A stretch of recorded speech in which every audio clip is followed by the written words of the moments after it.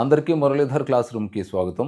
9వ తరగతిలో ఉన్నటువంటి చారిత్రక అంశాలు అంటే హిస్టరీ టెక్స్ట్ బుక్స్‌లో ఉన్నటువంటి చారిత్రక అంశాలు ఒక క్రమంగా అంటే సంవత్సరం ఆధారంగా క్రమంగా నేర్చుకునేటువంటి ప్రయత్నం చేద్దాం.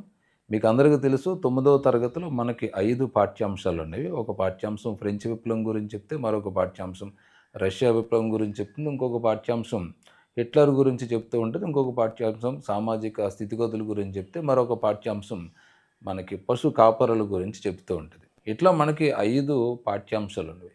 సో ఈ 5 పాఠ్యాంశాల్లో మనకి సంవత్సరాలు ఉంటాయి. 5 పాఠ్యాంశాల్లో కూడా. సో ఈ క్లాసులో మనం ఏంటంటే సంవత్సరం ఆధారంగా ఈ క్లాస్ని డిస్కస్ చేసుకునేటువంటి ప్రయత్నం చేద్దాం. అందులో మొట్టమొదటి పాఠం తీసుకుంటే మనకి ఫ్రెంచ్ విప్లవం.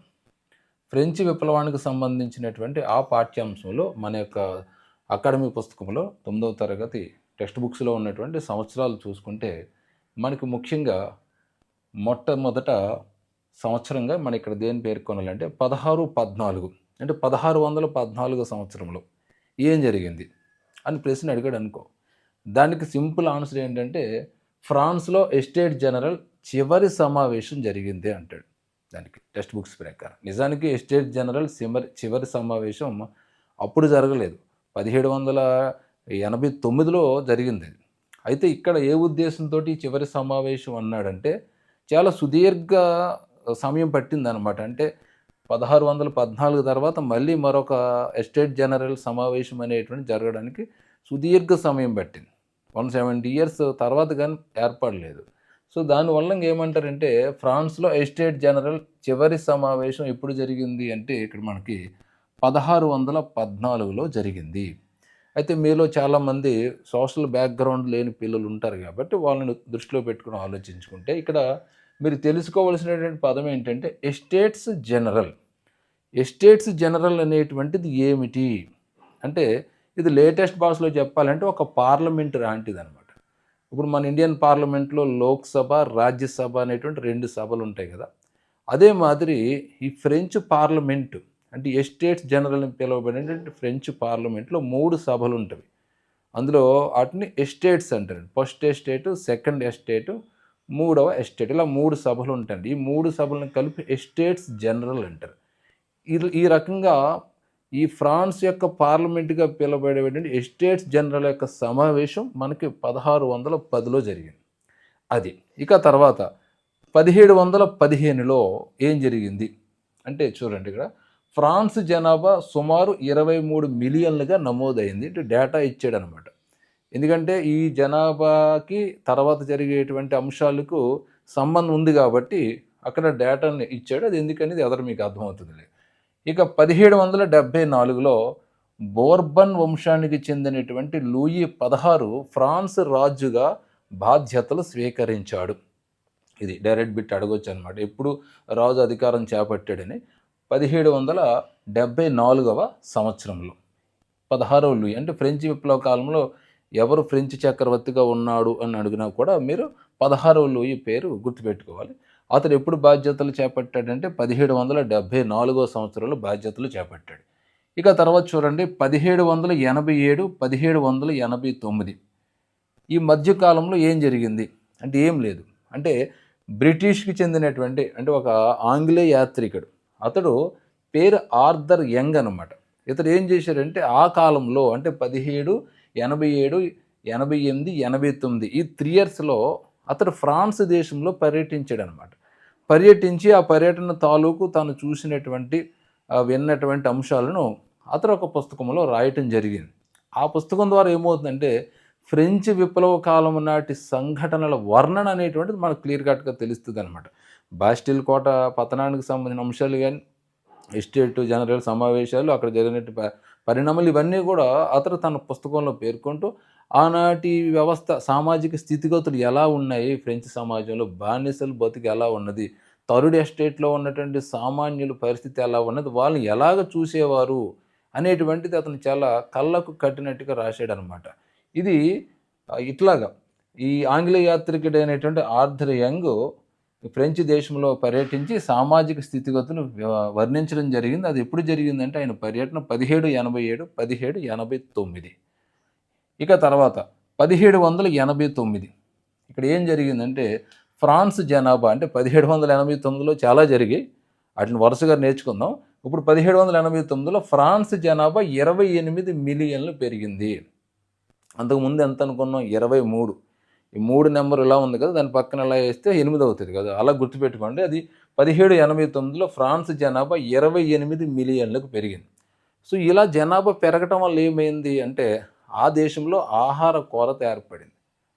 ఈ ఆహార కొరత, కరువు ఇలాంటివి ఏర్పడటం మూలంగా ఆ దేశంలో విప్లవానికి అంటే ఫ్రెంచ్ విప్లవం అని మనం పిలుస్తున్నాం కదా, అది రావడానికి ఇది కారణమైంది అనమాట, ఈ జనాభా పెరుగుదల అనేది. అందుకనే ఆ డేటా ఇక్కడ ఇచ్చాడు మనకి.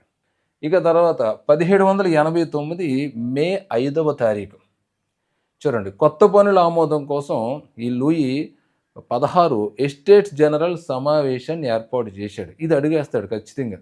అంటే 16లో ఎప్పుడు ఎస్టేట్ జనరల్ సమావేశాన్ని ఏర్పాటు చేశాడు? అది మే నెల 5వ తారీఖు.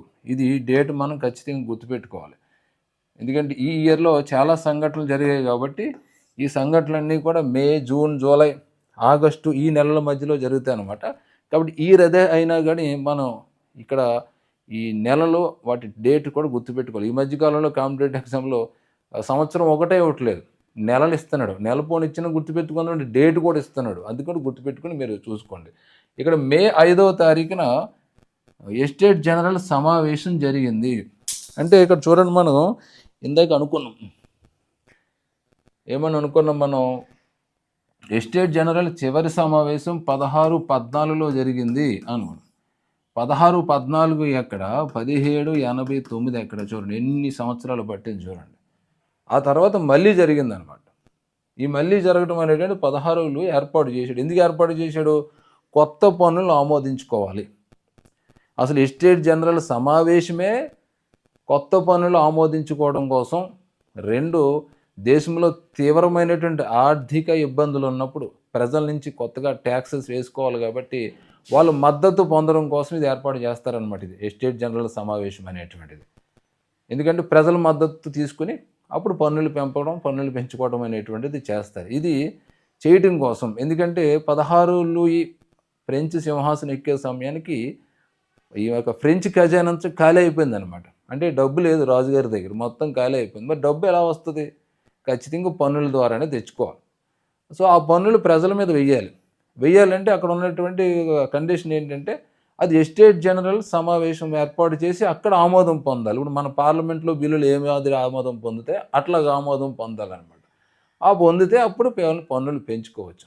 సో రాజుగారికి ఈ విషయం తెలుసు కాబట్టి చాలా కాలం తర్వాత, కొన్ని వందల సంవత్సరాల తర్వాత తిరిగి మళ్ళీ ఎస్టేట్ జనరల్ సమావేశాన్ని ఏర్పాటు చేసి కొత్తగా పన్నులు పెంచుకుందాం అనుకున్నాడు. ఇది కథ. అయితే ఈ సమావేశం ఎప్పుడు జరిగిందనేది మనకి అవసరం. ఇక్కడ 1789 మే 5వ తారీఖున పిలిపించాడు, అక్కడ సమావేశాన్ని ఏర్పాటు చేశాడు. అయితే తర్వాత ఏమైంది?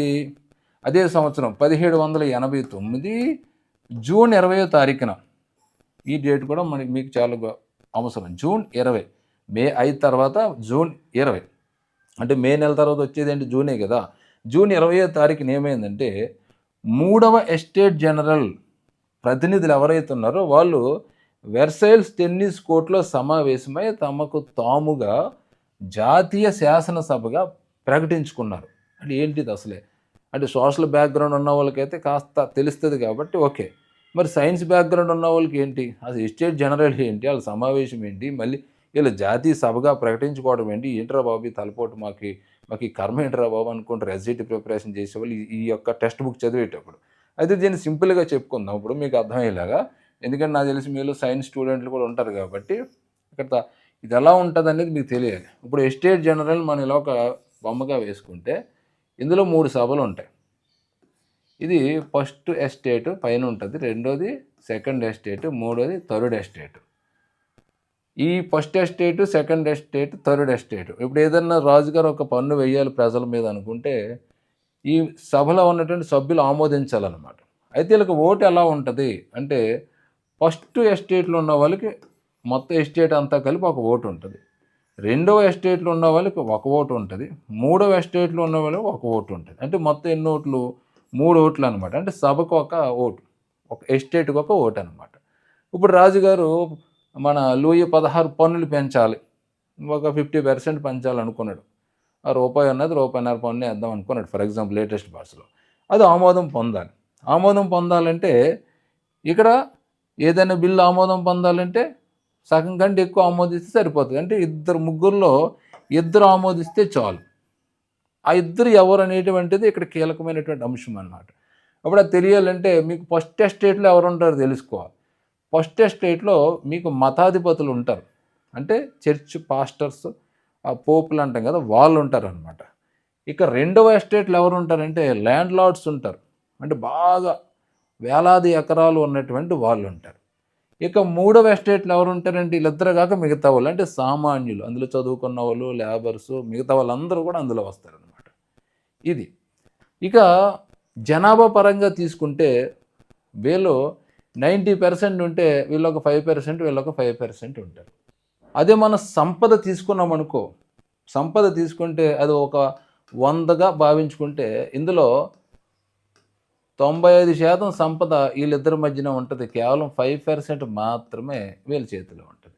అంటే ఎక్కువ జనాభా ఉన్న చేతిలోనేమో తక్కువ సంపద ఉంది, తక్కువ జనాభా ఉన్న చేతిలోనే ఎక్కువ ఉంది. మరి అటువంటి సమయంలో ఆ దేశంలో ఎటువంటి పరిస్థితి వస్తుంది?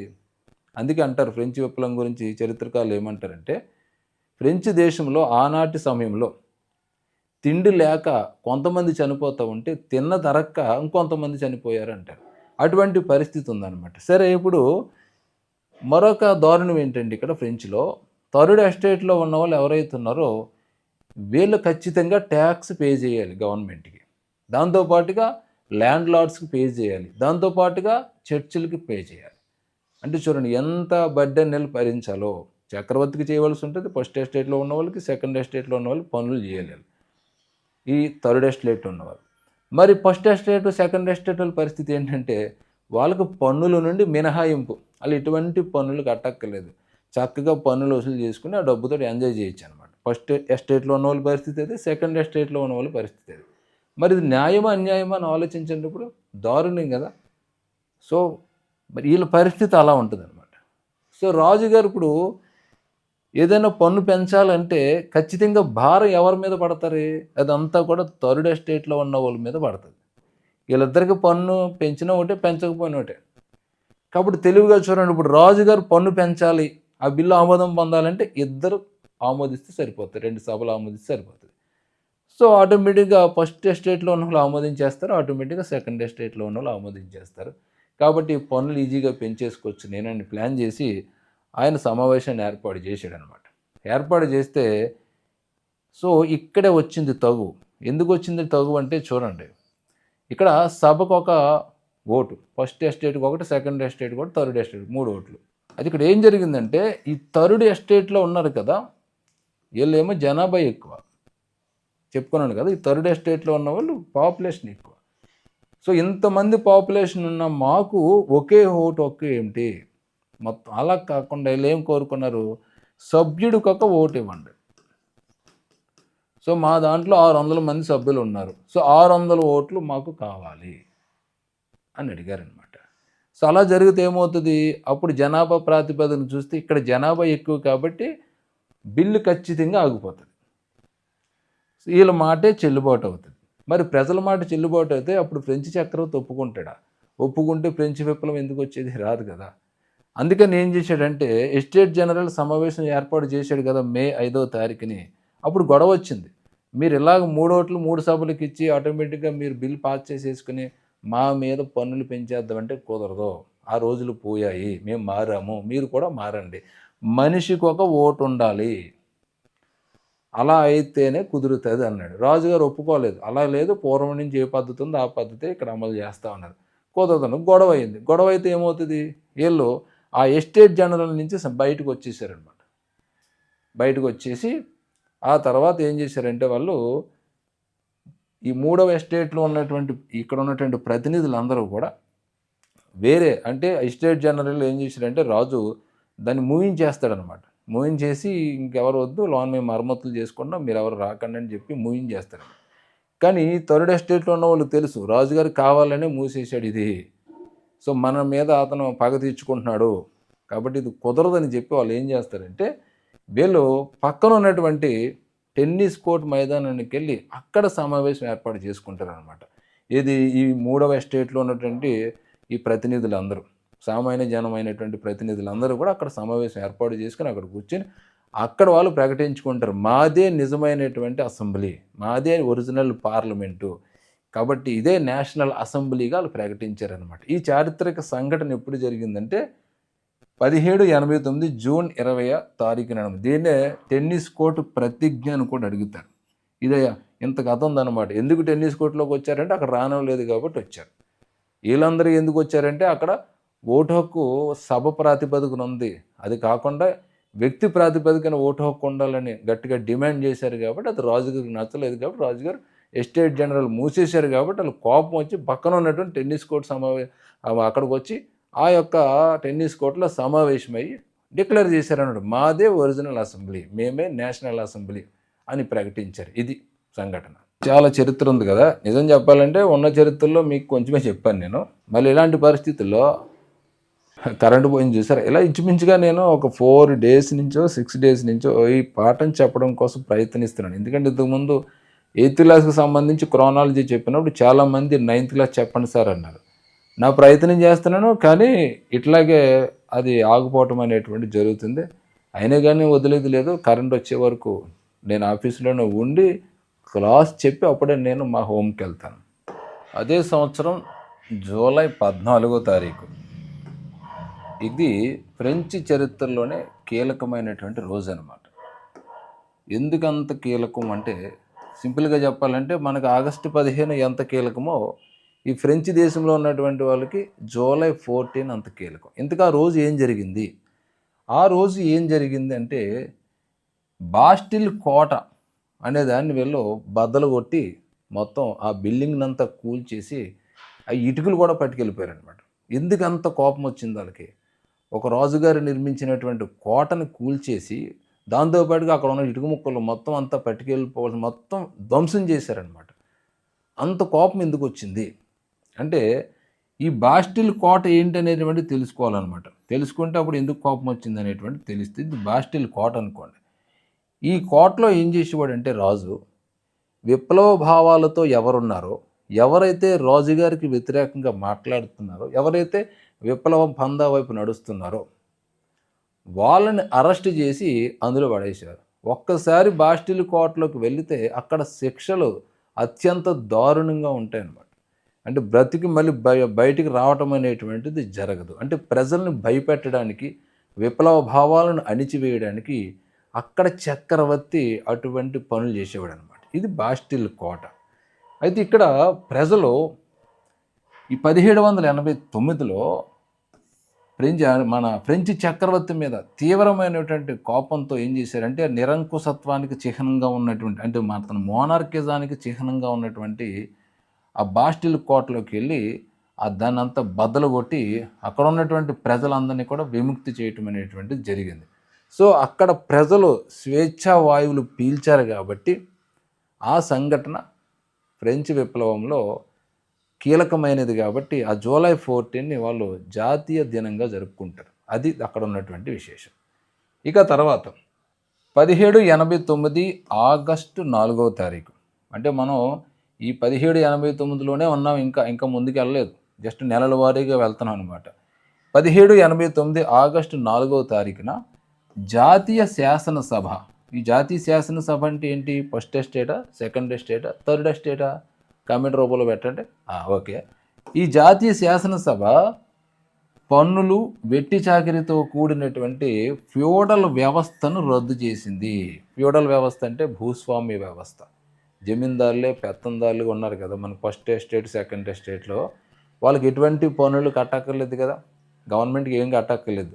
కానీ వాళ్ళు పన్నులు వసూలు చేసుకోవచ్చు, ప్రజల నుంచి వసూలు చేసుకోవచ్చు, రైతుల నుంచి వసూలు చేసుకోవచ్చు, ఇంకా అందరి నుంచి వసూలు చేసుకోవచ్చు అనమాట.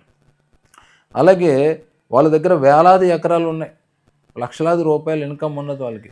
సో అటువంటి వ్యవస్థని వీళ్ళు రద్దు చేశారు. రద్దు చేసి వాళ్ళ దగ్గర ఉన్నటువంటి భూముల్ని పేద ప్రజలకి, సామాన్య రైతులకి పంచడం అనేటువంటి జరిగింది. ఈ చేయటం కోసమే వాళ్ళు ఈ వ్యవస్థను, ఫ్యూడల్ వ్యవస్థను రద్దు చేశారు. అలాగే ఈ భూస్వాములు ఎవరైతే ఉన్నారో వాళ్ళ దగ్గర చాలామంది కుటుంబాలు వెట్టి చాకరీ చేస్తూ ఉండే. ఈవెన్ అక్కడే ఎందుకు, భారతదేశంలో కూడా ఈ వెట్టి చాకరీ, పాలేరుతనం అనేటువంటి చాలా సంవత్సరాల పాటు, కొన్ని తరాల పాటు కొనసాగింది. సో అదంతా కూడా రద్దు చేయబడింది అనమాట ఆ దేశంలో, ఫ్రెంచ్ దేశంలో. ఇది ఎప్పుడు జరిగింది? ఆగస్టు 4న జరిగింది. ఎవరు చేశారు ఇది? జాతీయ శాసనసభ చేసింది. సో అంటే ఇక్కడ మనకి 1789లో మీరు గుర్తుపెట్టుకోవలసినటువంటి నెలలు మే నెల, జూన్ నెల, జూలై నెల, ఆగస్ట్ నెల. ఈ 4 నెలల్లో కూడా మనకి కీలకమైనటువంటి సంఘటనలు జరిగాయి. సో మే నెలలో ఎస్టేట్ జనరల్ సమావేశాన్ని ఏర్పాటు చేశాడు కొత్తగా పన్నులు పెంచడం కోసం. ఇక జూన్ నెలలో టెన్నిస్ కోర్టు శపథం సంఘటన జరిగింది జూన్ 20వ తారీఖున. ఇక జూన్ తర్వాత జూలై నెలలో 14వ తారీఖున బాస్టిల్ కోటను ధ్వంసం చేశారు. ఇక అదే సంవత్సరం ఆగస్టు 4వ తారీఖున ఏం జరిగింది? జాతీయ శాసనసభ ఫ్యూడల్ వ్యవస్థను రద్దు చేసింది. ఇవన్నీ కూడా అదే సంవత్సరం జరిగినటువంటి సంఘటనలు. సో చాలా టైం పట్టింది కదా, కానీ తప్పదు మరి. ఇక తర్వాత చూద్దాం 1791లో అప్పుడేం జరిగింది? రాజు అధికారాలను పరిమితం చేస్తూ, అంటే 1791 నాటికి ఇంకా రాజు యొక్క ఏమంటారు దాన్ని, స్థాయి, అతని యొక్క ఇది అంతా తగ్గిపోయిందనమాట.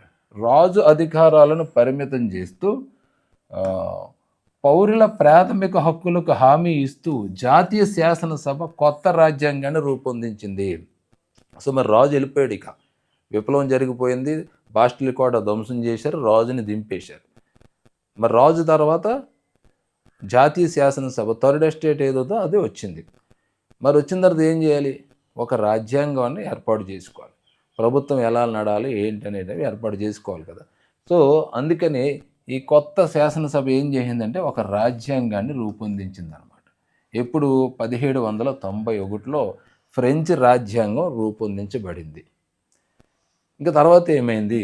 1792లో ఏదైతే ఉందో జాతీయ శాసనసభ ప్రష్యా ఆస్ట్రియాలపై యుద్ధం ప్రకటించింది. జాతీయ శాసనసభ ప్రష్యా దేశం మీద, ఆస్ట్రియా దేశం మీద ఎందుకు చేయాలి? దీనికి ఒక కారణం ఉంటుంది. ఉత్తినే యుద్ధం చేయడం అనేది జరగదు కదా. దీనికి కారణం ఏంటంటే ఈ ప్రష్యా దేశంలో ఉన్నటువంటి పాలకులు, ఆస్ట్రియా దేశంలో ఉన్నటువంటి పాలకులు, ఈ ఫ్రాన్స్ చక్రవర్తి ఉన్నాడు కదా మనకి, 16వ లూయితో మింగిల్ అవ్వటం జరుగుతుందన్నమాట. అలాగే వాళ్ళు ఏం చేస్తున్నారంటే ఈ ఫ్రాన్స్ దేశంలో వస్తున్నటువంటి విప్లవాలని, విప్లవవాదుల్ని, విప్లవ సాహిత్యాన్ని అణిచివేయడానికి ప్రయత్నిస్తున్నారు. వాళ్ళు సపోర్ట్ తీసుకుని ఇతను ఇక్కడ మంతనాలు జరుగుతున్నాడు అనమాట చక్రవర్తి వాళ్ళతో. అంటే దేశానికి వ్యతిరేకంగా పనిచేస్తున్నట్లు ఇక్కడ చక్రవర్తి. అతని ఉద్దేశం ఏంటంటే ఆ దేశాలు సపోర్ట్ తీసుకుని ఇక్కడ ఈ జాతీయ శాసనసభ ఏదైతే ఉందో దాన్ని కనుక కూల్చేస్తే నేను ఫ్రెంచ్ చక్రవర్తి అయిపోవచ్చని 16వ లూయి యొక్క ప్లాన్. ఓకే, బాగుంది. మరి ప్రష్యా ఆస్ట్రియాకు పని ఏంటి? ఎందుకంటే ఇది కనుక మనం ఇలా వదిలేస్తే ఈరోజు ప్రష్యాలో, ఈరోజు ఫ్రాన్స్లో జరిగింది, రేపు ప్రష్యాలో జరుగుతుంది. ప్రష్యా అంటే జర్మనీ అనమాట. సో మన దేశంలో కూడా జరుగుతుంది, అలాగే తర్వాత ఆస్ట్రియాలో కూడా జరగవచ్చు. అలా యూరప్ అంతా ఇలా విప్లవాలతో, ఎర్ర జెండాలతో వచ్చి నానా బీభత్సం అయిపోతుంది. కాబట్టి దీన్ని ఇక్కడే తొక్కు పెట్టేయాలని వాళ్ళు ప్లాన్ చేశారు. అంటే అట్లాగా ఈ ప్రమాదం మాకు కూడా వస్తుందేమో, రేపు యూరప్ అంతా కూడా విప్లవ భావాలు పెరిగిపోతాయేమో అనేటువంటి ఉద్దేశంతో వాళ్ళు దీన్ని అణిచివేయడానికి ప్రయత్నించారనమాట. ఇది తెలిసినటువంటి జాతీయ శాసనసభ వాళ్ళ మీద యుద్ధం ప్రకటించింది. ఆ సమయంలోనే ఫ్రెంచ్ దేశంలో ప్రజల్లో విప్లవ భావాలు పెరిగి దేశభక్తి విపరీతంగా పెరిగిపోయింది. అదేవిధంగా మనకి ఫ్రెంచ్ జాతీయ గీతం ఉంటుంది, దాని పేరు మార్సలైజ్. ఇప్పుడు మనకి వందే మాతరం లేకపోతే జనగణమన మనం ఎలా అనుకుంటామో అలాగా వాళ్ళకి మార్సలైజ్ అనేటువంటి ఒక గీతాన్ని పాడుకుంటూ వాళ్ళు ఈ విప్లవంలో, అంటే ఈ యొక్క యుద్ధంలో పాల్గొనడం అనేటువంటిది జరిగింది. యుద్ధంలో వెళ్ళే వాళ్ళకి సపోర్ట్గా అక్కడ ఉన్నటువంటి ప్రజలు నిలబడ్డారనమాట.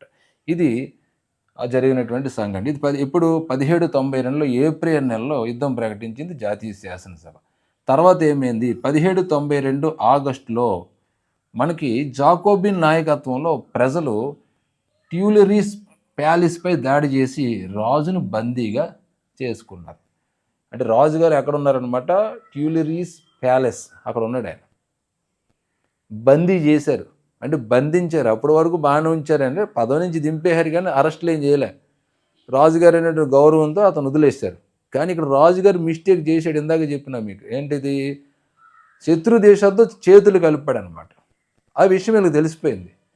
మరి ఊరుకుంటారా? ఊరుకోరు కదా. తీసుకెళ్ళి ఖైదీ చేసి జైల్లో పడేశారు. తర్వాత ఏం చేశారు? ఉరేసేసారు. అది కూడా ఉంటుంది మీకు. 1792 సెప్టెంబర్ 21న కొత్తగా ఎన్నికైనటువంటి కన్వెన్షన్ అసెంబ్లీ రాచరికాన్ని రద్దు చేసింది, ఫ్రాన్స్ను రిపబ్లిక్గా ప్రకటించింది. ఇక్కడ మీరు అర్థం చేసుకోవాల్సిన పాయింట్ ఏంటి? సో రాజును బందీ చేశారు, ఖైదీలో పడేశారు. ఇంకా రాజు లేడు, ఏ రకంగానూ రాజు లేడు ఇంకా. సో రాజు ఎప్పుడైతే లేడో అటువంటి చోట మనకి రిపబ్లిక్ వ్యవస్థ ఏర్పడుతుంది. అంటే ఏ రకంగా ఉండకూడదు. ఇప్పుడు ఇంగ్లాండ్ ఉంది, ఇంగ్లాండ్లో చక్రవర్తి ఇప్పుడు ఉంటాడు, బట్ అక్కడ పూర్తి అధికారాలతో ఉండడు. అయితే ఏంటి, అక్కడ రాజు ఉన్నాడు కదా, అందుకని రిపబ్లిక్ కంట్రీగా చెప్పరు దాన్ని. ఇప్పుడు మన ఇండియా ఉంది, ఇండియా ఇది రిపబ్లిక్ కంట్రీగా మనం చెప్తాం. ఎందుకంటే మనకు రాజు లేడు, రాజు ప్లేస్లో రాష్ట్రపతి ఉన్నాడు. ఆ రాష్ట్రపతి కూడా ఎలా వస్తాడు? ప్రజలు ప్రత్యక్షంగా కానీ పరోక్షంగా కానీ ఎన్నుకుంటూ వస్తాడు. మనకి శాశ్వతంగా ఉన్నాడు, 5 years మారిపోతుంటారు. సో అలాంటి వ్యవస్థని రిపబ్లిక్ వ్యవస్థ అంటారు, గణతంత్రం అంటారు దాన్ని. అందుకని ఇక్కడ ఏమైంది, రాజు అప్పటి వరకు ఉండనిచ్చారు, కానీ ఇతను ఎప్పుడైతే శత్రులతో చేతులు కలిపిండో పీకి పడేశారండి.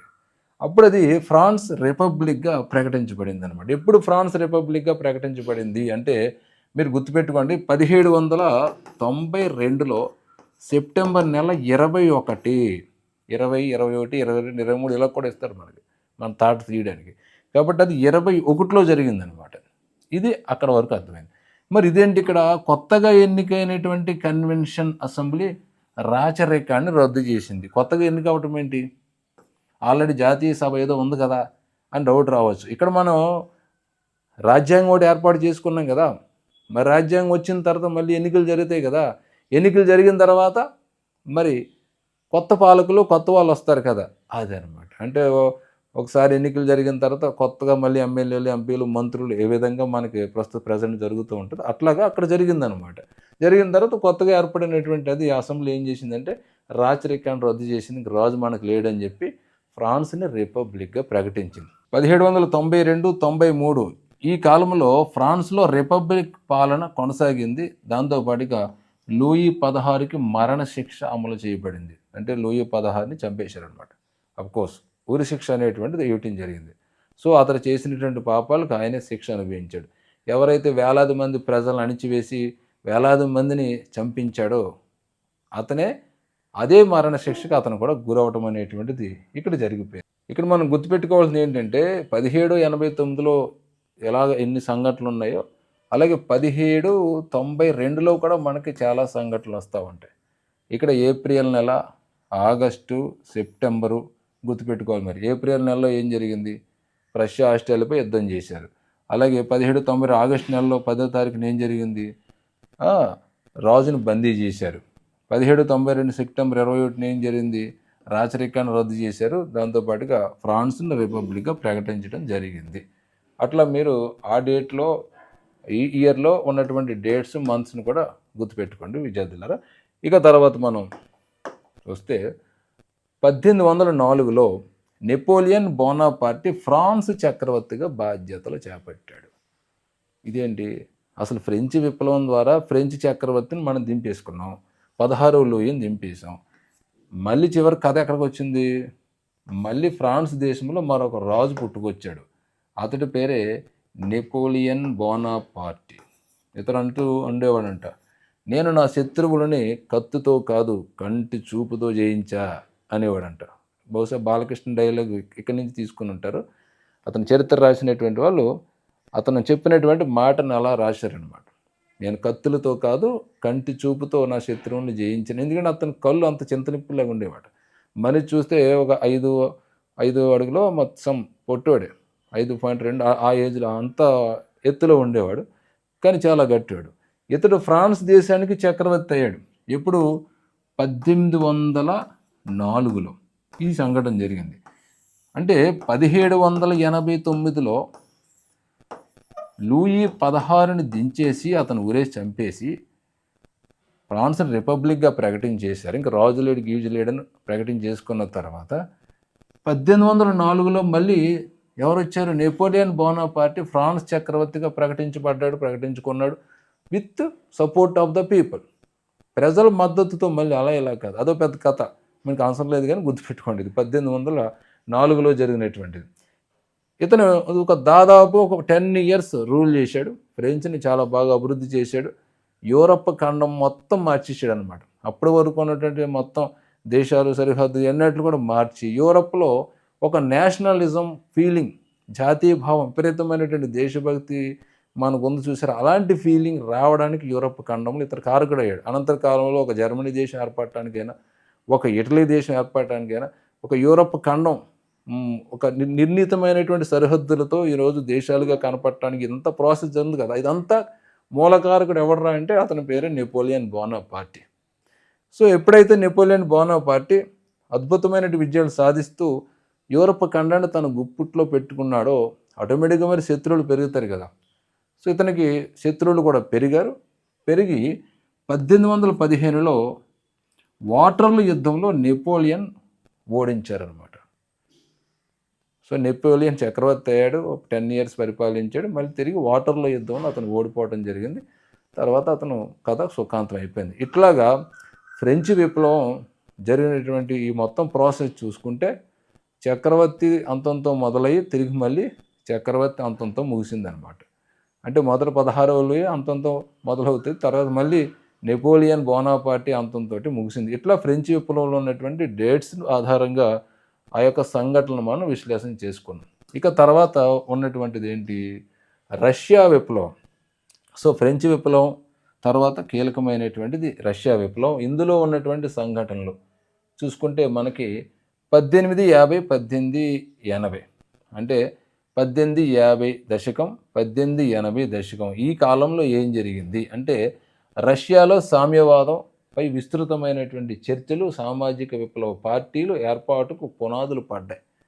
అంటే ఎక్కడైనా సరే భవిష్యత్తులో ఏం జరగాలంటే అంతకంటే ముందు జరిగిన దాన్ని బట్టి ఆధారంగానే ఆ భవిష్యత్ సంఘటనలు అనేటువంటివి జరుగుతాయి అన్నమాట. ఇప్పుడు ఇక్కడ రష్యా దేశంలో సామ్యవాద భావాలు వ్యాప్తి చెందాయంటే అంతకుముందే ఆ ప్లాట్ఫారం సిద్ధమైందనమాట. ఎప్పుడు సిద్ధమైంది అది?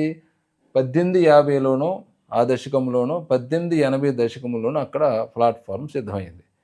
ఇక 1898 అంటే 1898 సంవత్సరంలో Russian social democratic workers party స్థాపన అనేటువంటిది జరిగింది.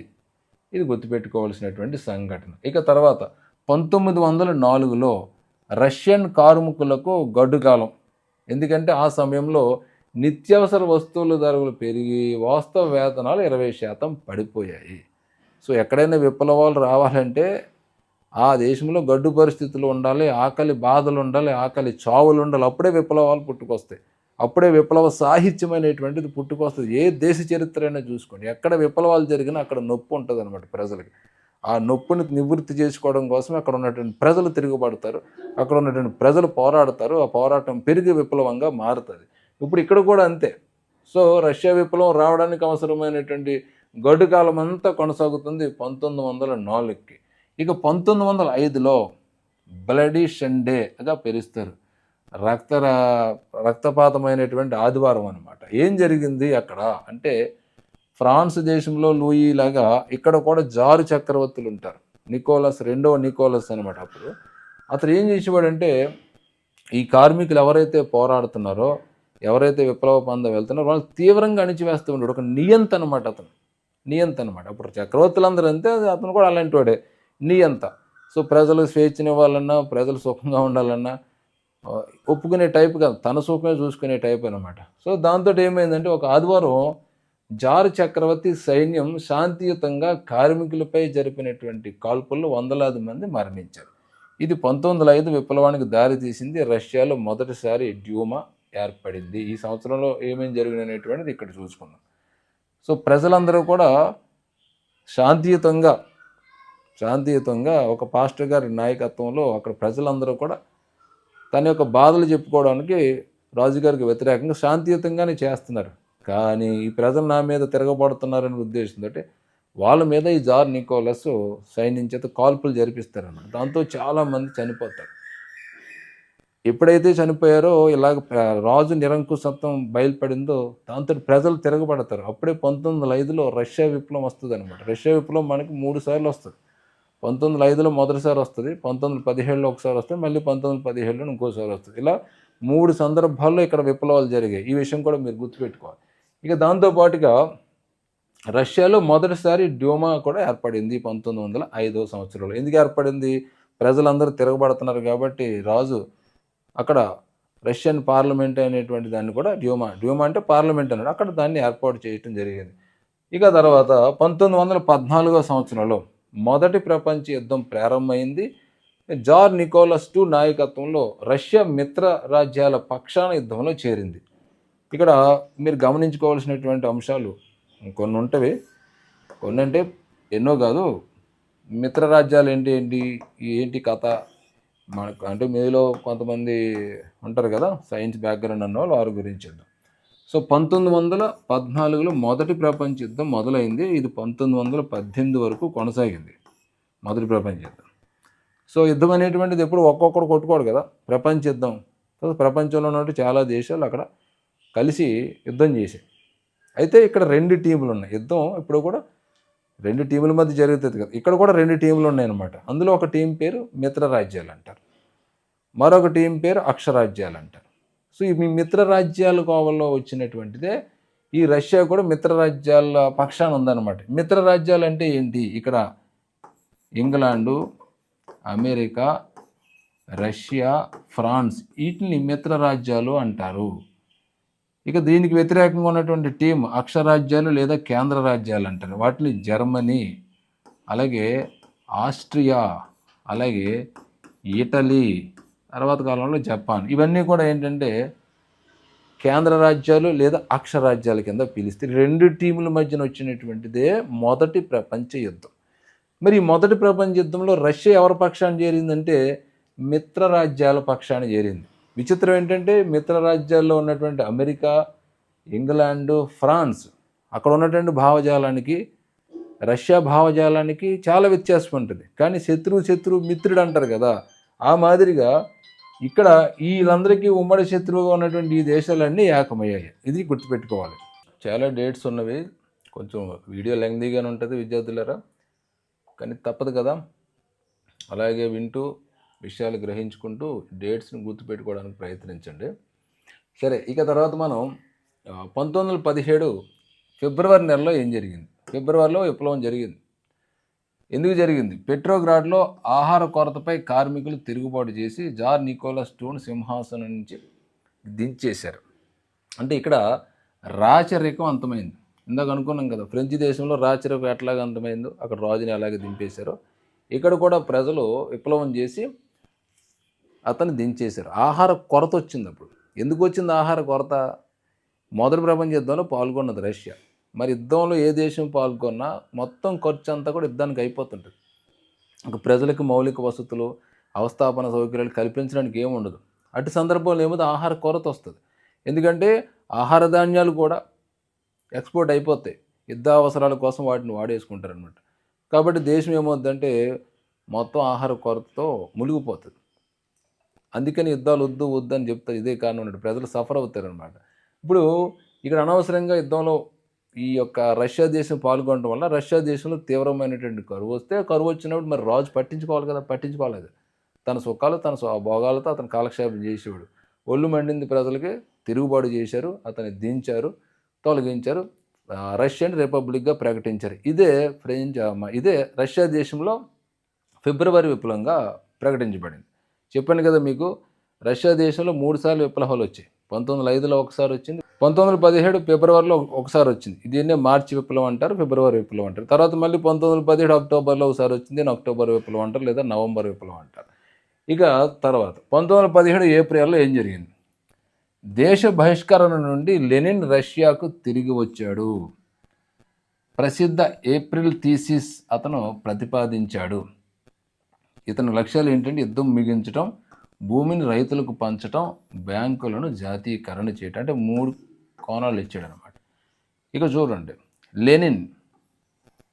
వ్లాదిమిర్ లెనిన్ అనమాట. ఇతన్ని దేశం నుండి బహిష్కరించారు. దానికి పెద్ద కథ ఉంటుంది, అది అవసరం లేదు. అతడు తిరిగి వచ్చాడు అనమాట. ఎప్పుడు వచ్చాడు? 1917లో వచ్చాడు. అప్పుడు పరిస్థితి ఎలా ఉంది? సో అల్లకల్లోలంగా ఉందన్నమాట. అటువంటి సందర్భంలో ఇతడు 3 రకాల హామీలు ఇచ్చాడు ప్రజలకి. ఏమని ఇచ్చాడంటే, ఒకటి యుద్ధం ముగించడం. సో మొదటి ప్రపంచ యుద్ధంలో రష్యా పాల్గొంది, దీనివల్ల మనకి ఇబ్బంది వస్తుంది కాబట్టి యుద్ధాన్ని ముగించేద్దాం. రెండోది, భూమిని రైతులకు పంచేద్దాం. ఏదైతే భూములు ఎక్కువ ఎవరైతే భూస్వాముల దగ్గర ఉన్నదో అదంతా గవర్నమెంట్ తీసుకుంటుంది, అదంతా ప్రజలకు పనిచేస్తుంది. మూడోది ఏంటి, బ్యాంకుల జాతీయకరణ. సో ఈ ప్రభుత్వ వ్యవస్థలో ఉన్నటువంటి బ్యాంకులన్నీ కూడా పెద్ద పెద్ద భూస్వాముల చేతిలోనూ ఉండటం వల్ల ప్రజలకేమీ వాటి వల్ల ఉపయోగం లేదు. కాబట్టి ఈ బ్యాంకులు ఏదైతేనే ఆ బ్యాంకులన్నింటిని కూడా గవర్నమెంట్ ఆధీనంలో తీసుకొస్తుంది. సో ఈ చర్యలు ప్రజలను విపరీతంగా ఆకర్షించినవి. మనకు భూములు వస్తాయంట, మన సొంతంగా వ్యవసాయం చేసుకోవచ్చు, మన పేరు మీద ఒక భూమి ఉంటుంది, ఇలాగ ఆలోచించారనమాట. సో లెనిన్ ఇచ్చినటువంటి ఐడియాలజీ ప్రజలను అట్రాక్ట్ చేసింది. అట్రాక్ట్ చేయడంతో తర్వాత ఏమొచ్చిందంటే అక్టోబర్ లేదా నవంబర్ విప్లవం వచ్చింది. అది 1917 అక్టోబర్ విప్లవంగా పిలుస్తారు. సో లెనిన్ నాయకత్వంలో బోల్షివిక్లు, అంటే వాళ్ళు బోల్షివిక్లు అంటారు, వాళ్ళు ఏం చేశారంటే ఇక్కడ ఉన్నటువంటి ప్రభుత్వాన్ని పడగొట్టి, అంటే రాజు దిగిపోయాడు కదా, రాజుని దింపేశారు కదా, రాజు దింపేసిన తర్వాత ఒక ప్రభుత్వం ఉంటుంది కదా అక్కడ, ఆ ప్రభుత్వాన్ని పడగొట్టేసి వీళ్ళు గవర్నమెంట్ని స్వాధీనం చేసుకున్నారు. అంటే ఈ విధంగా ప్రపంచంలోనే మొట్టమొదటిసారిగా సామ్యవాద భావజాలంతో, అంటే ఇక్కడ హామీ ఇచ్చాడు కదా పనిచేస్తానన్నాడు. ఏం పని చేస్తాడు, మొత్తం భూమిని అన్నట్లు కూడా పేద ప్రజలకి, కార్మికులకి, రైతులకి పనిచేస్తానన్నాడు కదా. ఇలాగా ప్రభుత్వ సంపద ఆస్తుల్ని ప్రజలకు పంచడం ఏదైతే ఉన్నదో దాన్ని మనం సామ్యవాదం అంట సింపుల్గా. అటువంటి భావజాలంతో ప్రపంచంలోనే మొట్టమొదటిగా ఏర్పడినటువంటి దేశం రష్యా.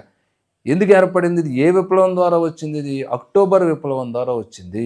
ఇక్కడ మనం గుర్తుపెట్టుకోవాల్సినటువంటి సంఘటనలు. 1905 విప్లవం ద్వారా డోమా ఏర్పాటు చేశాడు. 1917 విప్లవం, మార్చి విప్లవం లేదా ఫిబ్రవరి విప్లవం ద్వారా చక్రవర్తి దిగిపోయి రిపబ్లిక్ అయ్యింది. కానీ సమస్యలు అట్లాగే ఉన్నాయి. కారణం ఏంటంటే తాత్కాలిక ప్రభుత్వం కూడా ఏం చేసిందంటే యుద్ధాన్ని కొనసాగించింది. యుద్ధం ఆపేయమని ప్రజలు కోరుకుంటుంటే వీళ్ళు బిల్డప్లకు పోయి, ఈగోలకు పోయి యుద్ధాన్ని ఇంకా కంటిన్యూ చేశారనమాట. దాంతో తీవ్రమైనటువంటి ఆర్థిక సంక్షోభం వచ్చింది రష్యా దేశంలో. అప్పుడే లెనిన్ ఎంటర్ అయ్యాడు, నేను మీకున్నాను, సో యుద్ధాన్ని నేను ముగిస్తాను, దాంతోపాటుగా మొత్తం ఆస్తులన్నీ కూడా స్వాధీనం చేసుకుని పేద ప్రజలకు పనిచేస్తాను, దాంతోపాటుగా బ్యాంకులు ఏదైతే ఉన్నాయో ఈ బ్యాంకులకి మొత్తం బ్యాంకింగ్ వ్యవస్థనంతా కూడా గవర్నమెంట్ పరం చేస్తాను, వాటి జాతీయం చేస్తానని ప్రకటించేటప్పుడు ప్రజలందరూ అట్రాక్ట్ అయ్యారు, అతనికి సపోర్ట్గా నిలబడ్డారు. ప్రజల మద్దతుతో అతను విప్లవం చేశాడు, అక్కడ ఉన్నటువంటి ప్రభుత్వాన్ని కూలగొట్టాడు, ఇతడు రాజ్యాధికారాన్ని చేపట్టాడు అనమాట. ఈ విధంగా ప్రపంచంలోనే సామ్యవాద తరహా ప్రభుత్వాన్ని లెనిన్ రష్యా దేశంలో ఏర్పాటు చేశాడు విద్యార్థులారా.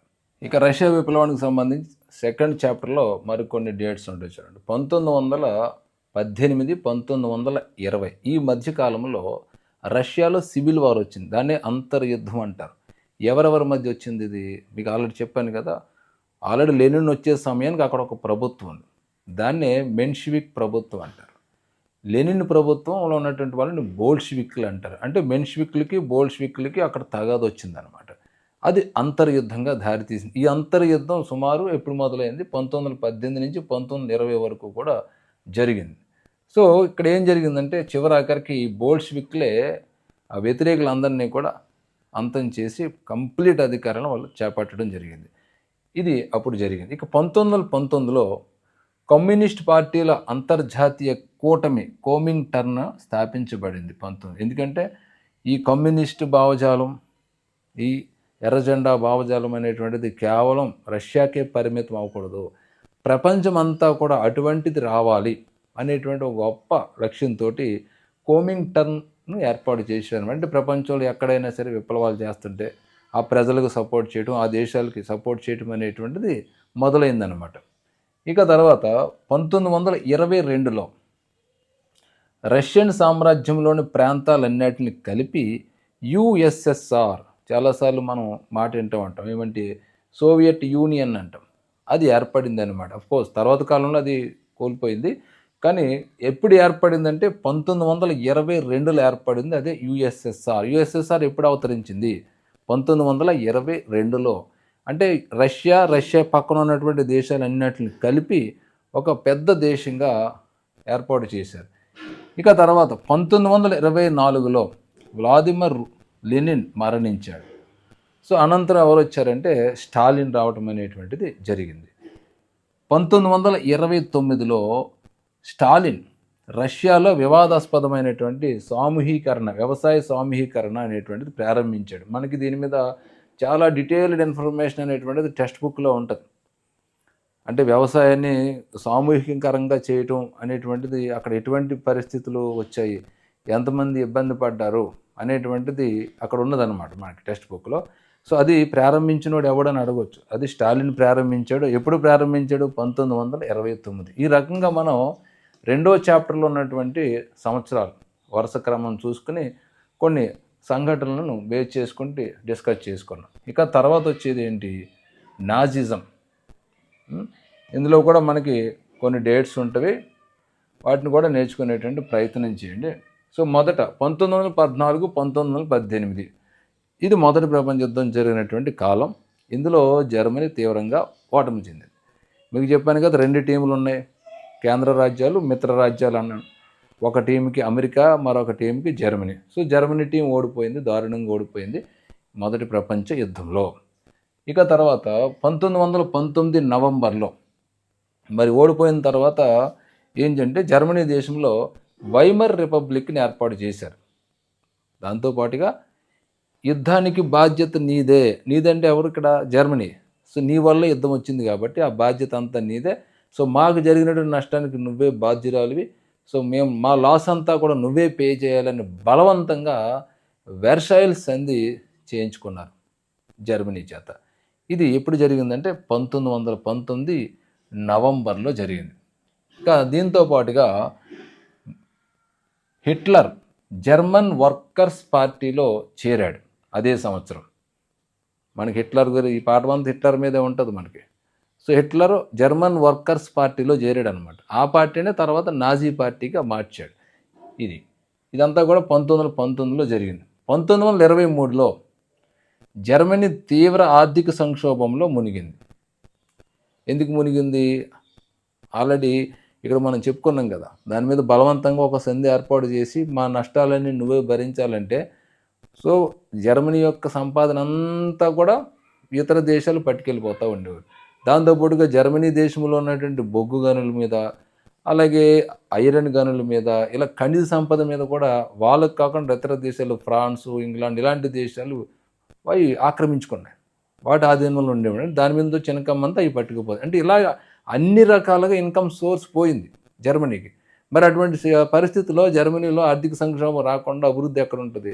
ఆ రకంగా జర్మనీ ఉన్నది 1923 నాటికి. అలాగే ఫ్రెంచ్ సైన్యం జర్మనీ పారిశ్రామిక ప్రాంతమైనటువంటి రోహర్ను ఆక్రమించింది. అంటే పుండి మీద కారం చల్లటువంటి ఇది. ఆల్రెడీ జర్మనీ ఇబ్బందుల్లో ఉంటే మళ్ళీ వాళ్ళకున్నటువంటి ఒక పారిశ్రామిక ప్రాంతమైనటువంటి రోహర్ను ఫ్రెంచ్ ఆక్రమించింది. హిట్లర్ బవేరియాలో తిరుగుబాటుకు ప్రయత్నించి విఫలమై జైలు శిక్ష అనుభవించాడు. ఇక్కడ మనకు 3 సంఘటనలు జరిగినాయి 1923లో. ఒకటి, జర్మనీ ఆర్థిక సంక్షోభంలో కూరుకుపోయింది. 2, ఫ్రెంచ్ సైన్యం జర్మనీ పారిశ్రామిక ప్రాంతమైనటువంటి రోహర్ను ఆక్రమించింది. 3, హిట్లర్ అతను కూడా తిరుగుబాటు చేశాడు. అది బవేరియా తిరుగుబాటు అంటారు అది. అయితే అది ఫెయిల్ అయింది. ఫెయిల్ అయితే మరి ఏం చేస్తుంది? అక్కడ ఉన్నటువంటి గవర్నమెంట్ అరెస్ట్ చేసి జైల్లో పెట్టింది. అరెస్ట్ చేసి జైల్లో పెడితే ఆయన ఖాళీ కూర్చుంటాడా? తన యొక్క ఐడియాలజీని అంతా కూడా ఒక పుస్తకం రాసి పడేసాడు.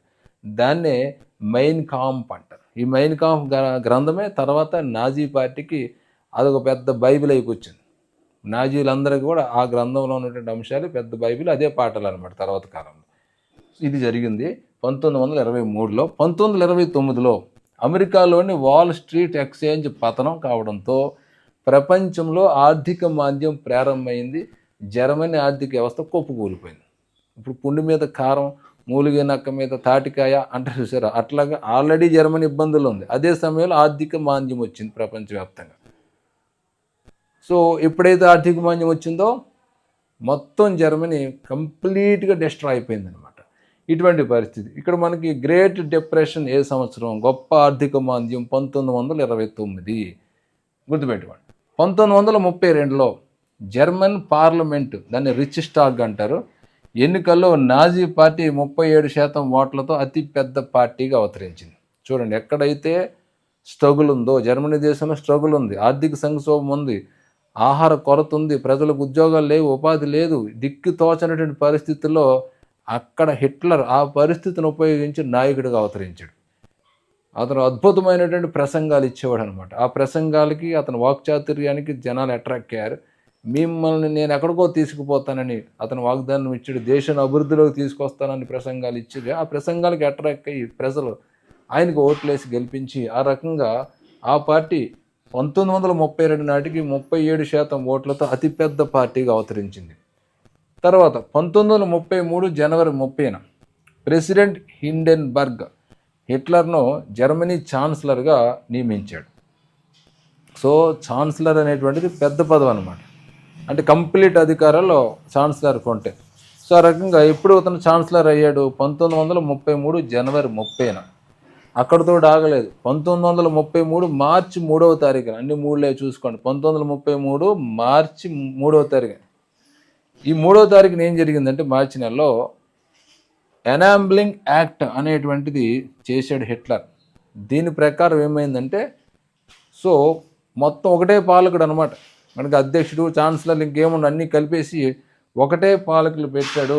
అతడే హిట్లర్ డిక్టేటర్గా మారటం అనేటువంటిది జరిగింది. అదే ఏ యాక్ట్ ద్వారా? ఎనాంబ్లింగ్ యాక్ట్. అది ఎప్పుడు వచ్చింది? 1933 మార్చి 3వ తారీఖున చేశాడు. ఇక తర్వాత 1935 యూదుల హక్కులను హరిస్తూ కఠినమైనటువంటి న్యూరెంబర్గ్ పౌరసత్వ చట్టాలను ప్రవేశపెట్టారు. సో దాని మీద మనకు డీటెయిల్స్ ఉంటుంది టెక్స్ట్ బుక్లో. న్యూరెంబర్గ్ పౌరసత్వ చట్టాలు అక్కడ కంప్లీట్ డివైడేషన్ అని చూపిస్తుంది అనమాట. యూదులు వేరు, హిట్లరు అదే యూదులు వేరు, జర్మన్లు వేరు. సో యూదులే పరిస్థితి ఏంటి, వాళ్ళ యొక్క పౌరసత్వం ఎలా ఉన్నది, వాళ్ళు ఏంటి అనేటువంటిది మనకు ఉంటుంది. అంటే ఈ ఏర్పాట్లన్నీ ఎప్పుడు జరిగినాయి అనమాట? 1935లో. 1938 ఆర్థిక వ్యవస్థ పునర్నిర్మాణం కోసం హిట్లర్ పొరుగు దేశాలపై దురాక్రమణలు ప్రారంభించాడు. సో దేశం డెవలప్ చేయాలి అంటే హిట్లర్ తీసుకున్న మార్గం ఏంటంటే యుద్ధం చేయడం. అప్పటికే హిట్లర్ చాలా ఆయుధ కర్మాగారాలు ఏర్పాటు చేశాడు అనమాట. సో ఇప్పుడు విస్తృతంగా ఆయుధాలు పెరిగాయి. ఇక్కడ ఏం చేయాలి మరి? చేతులు ఆయుధం ఉంటే ఏం చేస్తాం మనం? ఏదో మొక్కలు నరుక్కుంటూ పోతాం కదా. అలాగా ఇతరు దేశాన్ని డెవలప్ చేయాలి, సంపదను పెంచుకోవాలి కాబట్టి పొరుగు దేశాల మీద దురాక్రమణ మొదలెట్టాడు. ఆ రకంగా ఇతను దురాక్రమణకి ఆస్ట్రియా బలైపోయింది. ఆస్ట్రియాని విలీనం చేసేసాడు. సో ఆస్ట్రియా దేశం అక్కడితో క్లోజ్ అయిపోయింది అనమాట. ఇంకా తర్వాత 1939 సెప్టెంబర్ నెల 1వ తారీఖున మొత్తం ప్రపంచంలో సంఘటన అదే రెండవ ప్రపంచ యుద్ధం మొదలైందనమాట. ఏ దేశం మీద దండెత్తితే? పోలాండ్ మీద దండెత్తడంతో రెండవ ప్రపంచ యుద్ధం అనేటువంటిది జర్మనీ ప్రారంభించింది. అది సెప్టెంబర్ 1వ తారీఖు. 1940 అప్పుడేం జరిగింది? జర్మనీ, ఇటలీ, జపాన్ ఈ దేశాల మధ్య త్రిపక్ష ఒప్పందం కుదిరింది. అక్షరాజ్యాలు అంటారనమాట వీటిని. ఈ 3 దేశాలు కాబట్టి ఒక కూటమిగా ఏర్పడ్డాయి. ఈ కూటమిలో ఉన్న దేశాలు ఎవరికి వ్యతిరేకం? Britain, France, America, Russia. ఈ దేశాలకు వ్యతిరేకంగా ఈ యొక్క జర్మనీ, ఇటలీ, జపాన్ దేశాలు కలిసి ఒక కూటమిని ఏర్పాటు చేసుకున్నాయి. ఇక తర్వాత 1941 జూన్ హిట్లర్ రష్యాపై దాడి చేసి చారిత్రకంగా తప్పు చేశాడని భావిస్తారు. ఇక్కడ ఏమైందంటే ఈ యుద్ధంలో అంటే 1941 జూన్లో జరిగినటువంటి రష్యా యుద్ధంలో జర్మనీ ఘోరంగా ఓడిపోయింది. అదే స్టాలిన్ గ్రాడ్ యుద్ధం అంటారు. అదే హిట్లర్ చరిత్రను మొత్తం మార్చేసింది. దాంతోపాటు ప్రపంచ చరిత్రను కూడా ఇంకోవైపు పోయింది. నిజంగా హిట్లరు రష్యా మీద దాడి చేయకుండా ఉంటే మరో రకంగా ఉండేది ప్రపంచ చరిత్ర. కానీ అలా జరిగిపోయింది అంతే. అక్కడ ఓడిపోయాడు. అది ఆ రకంగా హిట్లర్ ఆధిపత్యానికి మొదటి స్ట్రోక్ అనమాట.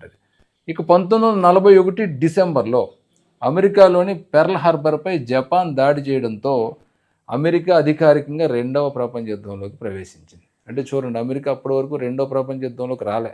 మరి ఏం చేస్తుంది? ఇది చక్కగా ఆయుధాల షాప్ పెట్టుకొని అటు జర్మనీ వాళ్ళకి, ఇటు ఇంగ్లాండ్కి అందరికి అమ్ముకుంటూ ఉందన్నమాట. అంటే ఈ రెండు పక్షాలకి అమ్ముకుని అది బాగా లాభపడింది. సో అలా ఉన్నటువంటి అమెరికా ఎందుకు వచ్చిందంటే తన దేశానికి చెందినటువంటి పెరల్ హార్బర్ అనేటువంటి సైనిక స్థావరంపై జపాన్ దాడి చేసింది. దాంతో అప్పుడు అమెరికా ప్రవేశించింది. అంటే అమెరికా ప్రవేశించే నాటికి జర్మనీ చాలా వరకు యుద్ధాలు చేసి అలసిపోయింది, జపాన్ చాలా వరకు యుద్ధాలు చేసి అలసిపోయింది, అలాగే అందులో ఉన్నటువంటి దేశాలన్నీ కూడా అలసిపోయినాయి. అందరూ అలసిపోయినటువంటి సమయంలో ఇక్కడ అమెరికా యుద్ధంలోకి ప్రవేశించింది విద్యార్థులారా. ఇక తర్వాత 1945 మే నెల మిత్ర రాజ్యాల చేతిలో జర్మనీ పూర్తిగా ఓడిపోయింది 1945లో. అలాగే హిట్లర్ బెర్లిన్ బంకర్లో ఆత్మహత్య చేసుకున్నాడు, చనిపోయాడు. ప్రపంచవ్యాప్తంగా నాజీల యుద్ధ నేరాలు విచారించడానికి ఇంటర్నేషనల్ మిలిటరీ ట్రిబ్యునల్ ఏర్పాటైంది. ఇదంతా కూడా 1945 మే నెలలో జరిగినటువంటి సంఘటనలు. సో 1945లోనే మళ్ళీ ఆగస్ట్ నెలలో అణుబాంబుల ప్రయోగం కూడా జపాన్ మీద జరిగింది. చివరిగా జపాను లొంగిపోయింది. ఈ విధంగా రెండవ ప్రపంచ యుద్ధం జపాన్ లొంగుబాటుతో క్లోజ్ అయింది. ఇది రెండవ ప్రపంచ యుద్ధానికి సంబంధించినటువంటి అంశాలు. మూడవ చాప్టర్ క్లోజ్ అయింది. ఇక నాలుగవ చాప్టర్లోకి వస్తే ఇది అటవీ సమాజం వలసవాదం, దీనికి సంబంధించినటువంటి పాఠం. ఈ అటవీ సమాజం వలసవాదం అనేటువంటి పాఠం చదువుతున్నప్పుడు బహుశా మీకు కూడా కొంచెం ఇబ్బందికరంగా ఉండవచ్చేమో. బట్ ఈ పాఠం యొక్క కోణాన్ని, ఉద్దేశాన్ని మనం అర్థం చేసుకుంటే ఈ వలస పాలనలో అటవీ పరిస్థితి ఎలా ఉన్నది, అటవీ సమూహం ఏ విధంగా ఇబ్బందులు పడ్డారు అనేటువంటిది ఇక్కడ ఇటు ఇండియాలోనూ అటు ప్రపంచంలోనూ ఎటువంటి పరిస్థితులు ఉన్నవి, ఎటువంటి ఇబ్బందులు పడ్డారు, వాళ్ళ స్ట్రగుల్స్ ఏంటి, ఎలా ఉన్నది అంటే యూరోపియన్స్ రాకముందు ఈ గిరిజనుల పరిస్థితి ఎలా ఉన్నది, యూరోపియన్స్ వచ్చిన తర్వాత ఎలా మారింది, సో అక్కడ ఏ విధంగా ఇబ్బందులు పడ్డారు అనేదంతా కూడా మన యొక్క ఈ పాఠంలో ఉంటుంది అన్నమాట. దాంతోపాటుగా జరిగినటువంటి అటవీ తిరుగుబాట్ల గురించి కూడా ఇక్కడ మెన్షన్ చేశారు. అంటే ఈ రకంగా అటు ప్రపంచాన్ని ఇటు ఇండియాలో ఉన్నటువంటి ఇన్సిడెంట్లు మిళితం చేసుకుంటే ఈ పాఠం మీరు స్టడీ చేసుకుంటే ఈజీగా అర్థమవుతుంది. సరే, ఇక తర్వాత ఇందులోకి పోదాం. ఇక్కడికి వస్తే మనకి 1600లో భారతదేశ భూభాగంలో సుమారు 6వ వంతు అంటే 1/6వ వంతు భూమిగా ఉండేది. కాలక్రమేణా సాగు విస్తీర్ణం విపరీతంగా పెరిగింది. అంటే భారతదేశ భూభాగంలో సుమారు 6వ వంతు సాగు భూమిగా ఉండేది మనకి. 6వ వంతు అంటే 6 భాగాలు, ఒక భాగం మాత్రమే సాగు భూమిగా ఉండేది, మిగతాదంతా సాగు భూమిగా లేదనమాట. అలాంటి పరిస్థితి 1600లో ఉంది. తర్వాత అది పెరుగుతూ వచ్చింది. ఇక 18వ శతాబ్దంలో ఇండోనేషియాలోని జావా అడవుల్లో డచ్ వారు బ్లాండోగ్ డిన్స్టెన్ వ్యవస్థ ద్వారా గిరిజనుల నుంచి ఉచిత వెట్టి చాకిరీ చేయించుకోవడం ప్రారంభించారు. ఇది ఇండోనేషియా మనకి ఇండియన్ ఏ విధంగా అయితే బ్రిటిష్ వారు ఆక్రమించుకున్నారో, ఈ ఇండోనేషియాని డచ్ వారు ఆక్రమించుకుని అక్కడ ఉన్నటువంటి ప్రజలను దోచుకోవడం మొదలుపెట్టారు. ఈ పాఠం గిరిజనులకు సంబంధించి కాబట్టి గిరిజనుల నుంచి ఉచితంగా వెట్టి చాకిరీ చేయించుకోవడం, ఈ పనులన్నీ కూడా వాళ్ళు ప్రారంభించారు. దాన్నే బ్లాండోంగ్ డీన్ స్టేన్ అనేటువంటి వ్యవస్థ ద్వారా. ఇక తర్వాత 1864లో భారతదేశంలో వలస రక్షణ కోసం బ్రిటిష్ ప్రభుత్వం ఇండియన్ ఫారెస్ట్ డిపార్ట్మెంట్ను ఏర్పాటు చేసింది. ఇప్పుడు 1864లో. ఇక 1865లో మొదట భారతీయ అటవీ చట్టం ఆమోదించబడింది. ఇండియన్ ఫారెస్ట్ యాక్ట్ మొట్టమొదటిది 1865 సంవత్సరం ఆమోదించబడింది. ఇది అడవులపై గిరిజనుల హక్కులను పరిమితం చేసింది. యాక్చువల్గా అడవులపై హక్కులు ఎవరికి ఉంటాయి? గిరిజనులకు ఉంటాయి. ఆ ప్రాంతంలో వాళ్ళే ఉంటారు కాబట్టి. ఎక్కడి నుంచి వచ్చినటువంటి బ్రిటిషర్స్ ఇక్కడ ఉన్నటువంటి గిరిజనులు ఈ అడవి మీది కాదు అన్నట్టుగా అటవీ హక్కుల చట్టాన్ని చేసి మేము ఏదో అడవులను కాపాడుకుంటున్నాం, మీరు ఏదో పాడు చేస్తున్నారు అని చెప్పి అడవుల నుంచి గిరిజనులు దూరం పెట్టడం అనేటువంటిది స్టార్ట్ అయింది. అంటే చారిత్రకంగా 1865లో జరిగినటువంటి తప్పిదాన్ని 2006 వరకు కూడా ఆ చట్టంలోని అంశాల ఆధారంగా చేసుకుని 2006లో మళ్ళీ భారత ప్రభుత్వం ఒక చట్టం చేసి అటవీ మీద హక్కు గిరిజనులకే ఉంటుంది అన్నట్టుగా చేయడం జరిగింది. అంటే ఎంత కాలం పట్టిందో చూడండి ఈ తప్పును సరిదిద్దడానికి. ఈ మధ్యకాలంలో ఎంత అనర్థాలు జరిగినాయి, ఎన్ని గిరిజన కుటుంబాలు విధ్వంసానికి గురై ఉంటాయో ఊహించుకుంటేనే ఖచ్చితంగా మన కళ్ళల్లోంచి నీరు వస్తుంది అనమాట. అటువంటి సంఘటనలు జరిగాయి. చరిత్ర చదివేటప్పుడు అవన్నీ కూడా మనకు తెలుస్తూ ఉంటాయి. సరే, 1866లో జర్మనీకి చెందినటువంటి ప్రముఖ అటవీ నిపుణుడు డైట్రిచ్ బ్రాండిస్ భారతదేశపు మొదటి ఇన్స్పెక్టర్ జనరల్ ఆఫ్ ఫారెస్ట్గా నియమించబడ్డాడు. సో ఫారెస్ట్ శాఖ ఏర్పడింది కదా, దానికి ఒక ఇన్స్పెక్టర్ ఉండాలి కదా, నియమించారు. అతని పేరే డైట్రిచ్ బ్రాండిస్ అనమాట. ఎప్పుడది 1866లో. ఇక తర్వాత 1878లో అటవీ చట్ట సవరణ చేశారు. సో అంటే అక్కడ జరిగింది కదా, 1865లో చట్టం చేశారన్నాను కదా, దాని తర్వాత కొంచెం సవరించారనమాట. సవరించి చట్టం ద్వారా ఏం చేశారంటే అడవులు 3 రకాలు విడగొట్టారు. అదే reserved forest, protected forest, village అడవుల కింద విభజించారు. సో రిజర్వ్డ్ ఫారెస్ట్ అంటే అడవులో స్థానికులు ప్రవేశం ఉండదు, అది రిజర్వేషన్ అయిపోయింది. ఇప్పుడు రిజర్వేషన్ మీరు బుక్ చేసుకున్నారనుకో, సినిమా హాల్లో టికెట్ అయినా, బస్సులో టికెట్ అయినా, రైల్లో టికెట్, ఇంకొకటి వచ్చి కూర్చోడానికి ఉండదు కదా. అలాగా ఫారెస్ట్ని కూడా ఇలా రిజర్వ్డ్ ఫారెస్ట్గా డివైడ్ చేశారు కొంత భాగాన్ని. అందులో గిరిజనులు ఎవరు వెళ్ళకూడదు అనమాట, అది కంప్లీట్ కంట్రోల్లో ఉంటుంది. ఇక తర్వాత ప్రొటెక్టెడ్ ఫారెస్ట్, తర్వాత విలేజ్ అడవుల కింద డివైడ్ చేయడం జరిగింది. ఇక 1890లో ఇక్కడ మీకు చెప్పాను కదా ఆల్రెడీ, ఈ 4వ పాఠాన్ని మనం గమనించుకుంటే ఇక్కడ అంటే ఈ యూరోపియన్స్ రావటం మూలంగా అటవీ సమూహాలు ఏ విధంగా ఇబ్బంది పడ్డాయి అనేది ఇటు మన భారతదేశంలోనూ అటు ప్రపంచంలో ఉన్నటువంటి దేశాలు కంపేర్ చేసి చెప్తున్నాను, ముఖ్యంగా ఇండియా, ఇండోనేషియా. సో ఇప్పుడు మనం ఒక సంఘటన చూద్దాం, చూడండి. 1890లో ఏం జరిగిందంటే ఇండోనేషియాలో ఉన్నటువంటి మన జావా అనేటువంటి దీవిలో రందు బ్లాంటింగ్ గ్రామానికి చెందినటువంటి సురోంతికో సామిన్ ఇతను ఏం చేశాడు, డచ్ అటవీ చట్టాలకు వ్యతిరేకంగా శక్తివంతమైనటువంటి సామినిస్ట్ ఉద్యమం ప్రారంభించాడు. సో భారతదేశంలో ఏ విధంగా అయితే అటవీ చట్టాలకు వ్యతిరేకంగా కల్లూరి సీతారామరాజు, కొమరం భీము ఇలాంటి వాళ్ళు, అలాగే బీర్సా ముండా ఇలాంటి వాళ్ళు ఏ విధంగా పోరాడారో అదే మాదిరిగా ఇండోనేషియాలో కూడా సామినిస్ట్ ఉద్యమం మొదలైందనమాట. అదే ఎవరు చేశారు, సురోంతికో సామిన్, ఆయన పేరు మీద సామినిస్ట్ ఉద్యమం వచ్చిందనమాట. ఇక 1905లో బ్రిటిష్ ప్రభుత్వం బస్తర్లోని అడవుల్లో 2/3 భాగాన్ని రిజర్వ్ అడవుగా మార్చాలని ప్రతిపాదించింది.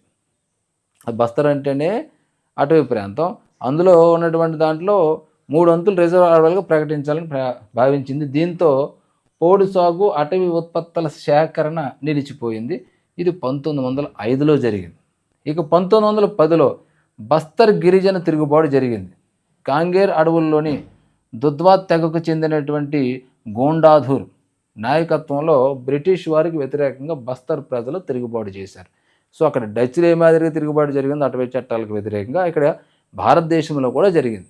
అది అక్కడ బస్తర్ తిరుగుబాటు. బస్తర్ తిరుగుబాటుకు ఎవరు నాయకత్వం అనగానే మనకి సాధారణంగా ఫేమస్ మనకి బిర్సా ముండా అనుకుంటాం, కానీ ఇక్కడ గోండాధూర్ ఈయన నాయకత్వంలో బ్రిటిష్ వారికి వ్యతిరేకంగా బస్తర్ తిరుగుబాటు అనేటువంటిది జరిగింది. ఇక 1927లో బ్రిటిష్ ప్రభుత్వం అటవీ చట్టాన్ని మరింత కఠినతరం చేస్తూ మరోసారి సవరించింది. ఇప్పుడు 1927లో, అంతకుముందు 1878లో ఒకసారి చేసింది. అసలు చట్టం 1865లో వచ్చింది, తర్వాత 1878లో దాన్ని మార్చింది, తర్వాత మళ్ళీ 1927లో మళ్ళీ సవరించి ఇంకాస్త కఠినతరం చేసిందనమాట. అంటే వాళ్ళకి ఫేవర్గా, బ్రిటిష్ వాళ్ళకి ఫేవర్గా దాన్ని మార్చుకొని చేయడం జరిగింది. ఇక తర్వాత పాఠం, ఆధునిక ప్రపంచంలో పశుపోషకులు. ఇది పాఠం చదివేటప్పుడు పశుపోషకుల గురించి, పశువులు కాసుకునే వాళ్ళ గురించి మనం చదువుకోవాలా అని మనం అనుకుంటాం, కానీ ఇది చాలా తప్పు. ఎందుకంటే సమాజంలో అందరూ భాగమే, అందరి గురించి మనం అధ్యయనం చేయాలి. గొప్ప గొప్ప వ్యక్తులు, ప్రముఖులు గురించి అధ్యయనం చేయాలి. దాంతోపాటుగా ఇటువంటి వ్యక్తుల గురించి కూడా, వాళ్ళ బాధల గురించి కూడా తెలుసుకోవాల్సిన అవసరం ఉంటుంది.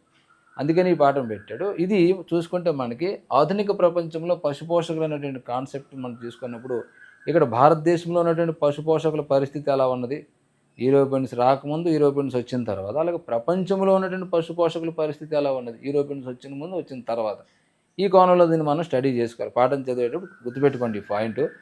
ఇక చూద్దాం.